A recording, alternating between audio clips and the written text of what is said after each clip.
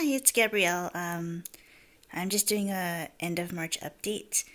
This is my first update video, so I guess it's more of a status check.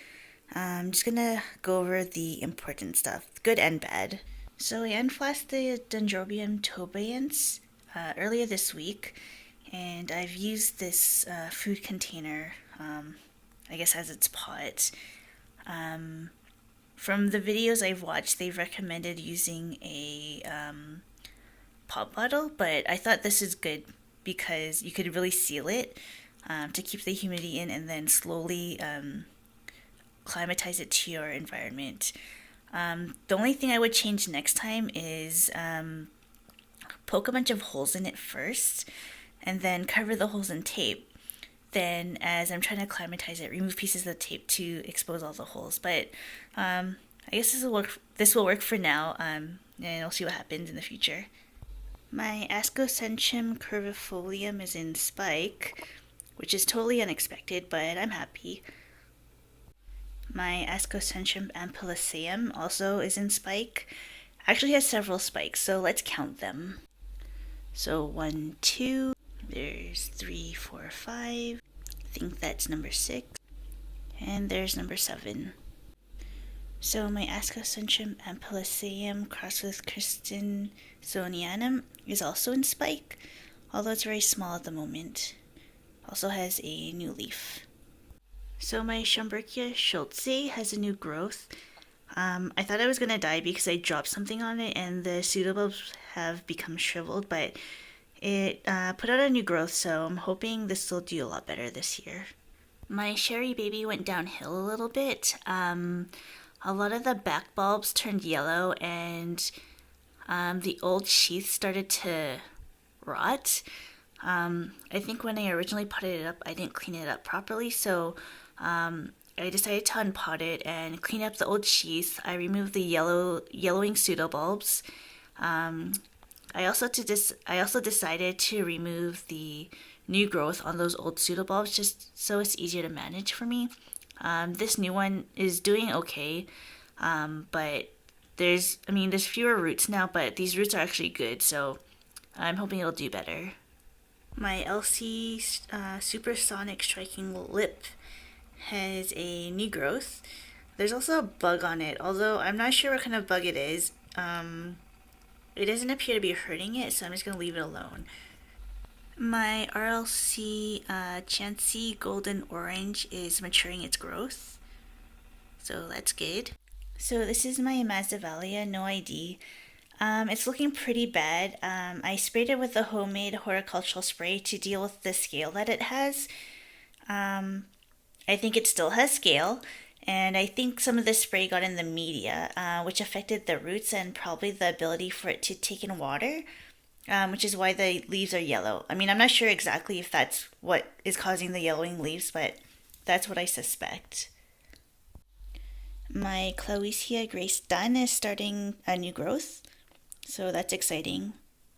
So I just noticed this on my Catasetum saccatum. There appears to be a bump or probably a new growth near the top of the pseudobulb, which is going to be really annoying when it actually starts to grow. This is my FDK After Dark SVO Black Pearl. Has a new growth and it's doing pretty awesome. This is my SLC World Vacation Shibuya Sunset. It's incredibly shriveled, but it's growing new roots and it has this new growth. I'm trying to spray it every morning just to get the roots, growing down further into the pot, but that's going to take some time. This is my Sarcochilus hartmanii. I'm pretty sure those are spikes because the roots are usually tapered at the end and a new growth looks like that right in the middle there. So this is my Seidenfadenia mitrata. This is my favorite update because I really thought it was going to die, but it managed to stay alive, but finally it has a root. Right there, new root. So I have high hopes for this one. So I should probably talk a little bit about how I almost killed it. So the first thing I did was I mounted it on a piece of wood I found outside because it looked pretty. I did sterilize it by putting it in the oven and spraying it with hydrogen peroxide, but I think that I put too much sphagnum moss and I tied it down too tight, so the roots couldn't breathe, and so the roots started to die off. And then I went on vacation and I put it outside on my grandma's patio, and I didn't realize it got really hot and really sunny, so the leaves burnt off. And that's how it got into the state it is now. Even though it's kind of covered in sphagnum moss, it's not packed down. It's very light and there's a lot of air around it, so I think that kind of helps with the humidity and getting the new root back. This is my Neofenetia falcata, Hakuchou. I mean, root growth isn't very exciting, but I just want to show this off because it's really cute since it's pink. This is my Dendrobium cruentum. It has 4 new growths on it, so this one is doing pretty okay actually. So this is my Chian-Tzy speciosa. I got it from Ecuagenera, and the thing with Ecuagenera is that sometimes you're not going to get good roots or no roots at all with your plants. But it's starting to pick up now. It has 2 new growths, and I really like the way the roots, especially here, it's coming out in a star shape around the pseudobulb. So this is my Gongora. Same story as the Chian-Tzy speciosa. No roots, but now the roots are growing down and into the media. It has 1 maturing growth and another new growth inside there. So this is my Dendrobium bellatillum. It's my favorite orchid in my collection. I've had this for about 2 years, and in those 2 years, it had no new growth at all. It did bloom, and I've lost like 3 pseudobulbs, but now it started to put out a new growth, and there's 3 new roots there, so that makes me happy. This is my Stanhopeia gibbosa, and it's growing a new growth. This is my Chisis levis, and it's maturing this growth as well.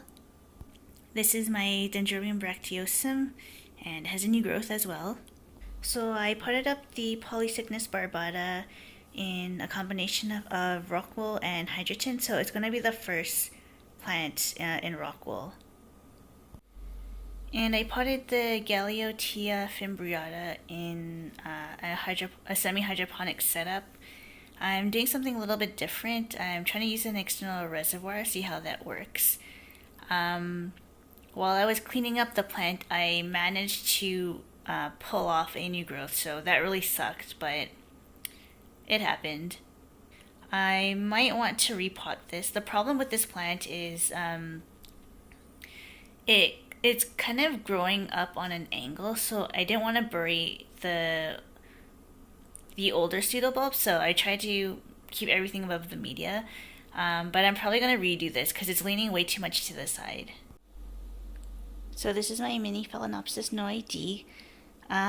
It's had this thing since last year. At first I thought it was a flower spike, but now I'm starting to think it's a keiki because it's starting, or it looks like it's splitting at the end. You can't see it here, and it's going to be really hard for me to focus with my camera, but it looks like it could be a leaf that's coming, but I haven't seen any updates since last year on this. My Dendrobium Clowesia is maturing its new growth. Yay! So this is my RLC little Toshi. It has a sheath and there's clearly something inside, although that something inside hasn't really grown much, so I'm not sure if I should cut it open. Will it ever develop into a spike? I'm not sure. Do you guys think I should cut it open? Let me know down below. Okay, so that's my video for today. I really enjoy watching other people's updates, so I hope you enjoyed watching mine. Thank you for watching, and I'll see you next time. Bye!